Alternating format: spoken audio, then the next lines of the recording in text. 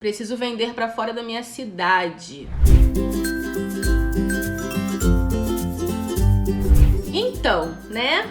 O mundo é gigante. A gente tem que parar com essa mentalidade de só vender pra cidade. Aí eu vejo muita artesã falando assim: ah, mas eu não consigo vender na minha cidade porque ninguém me valoriza. Ou então, eu não consigo vender na minha cidade porque tem uma artesã que vende mais barato do que eu.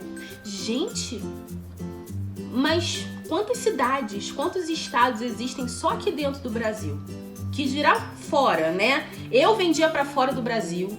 Eu vendia no Brasil inteiro, inclusive a maioria das minhas clientes não eram do Rio de Janeiro, não eram daqui. A maioria eram de fora, então eu tinha que fazer correio praticamente toda semana. Dificilmente, eu tinha pouquíssimas clientes aqui no Rio, pouquíssimas mesmo, dava pra contar no dedo quantas clientes eu tinha aqui no Rio. A maioria era de fora, gente. Era Amapá, era Manaus, era no Sul, vendia pra fora. Entendeu? Para fora do Brasil também, para outros países. Então a gente tem que se libertar dessas fronteiras limitantes, tá? Hoje em dia é muito mais fácil. Claro que o frete, às vezes tem essa barreira do frete.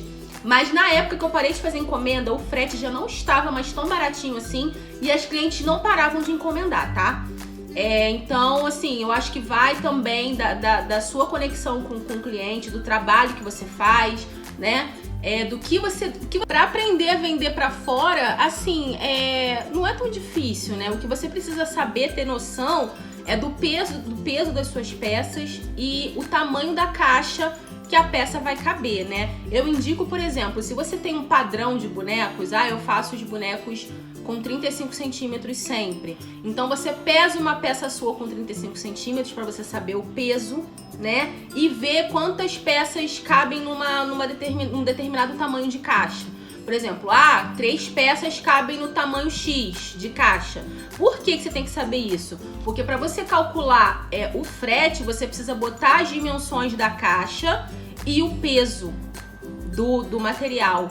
Então você precisa ter essa noção. Mas assim, falando assim parece ser complicado, mas não é não, tá? Pega uma caixa de papelão, pega uns bonecos e coloca dentro, vê quantos cabem. Numa caixa de 50 por 20 eu consigo botar 4 bonecos. Um exemplo, tá, gente?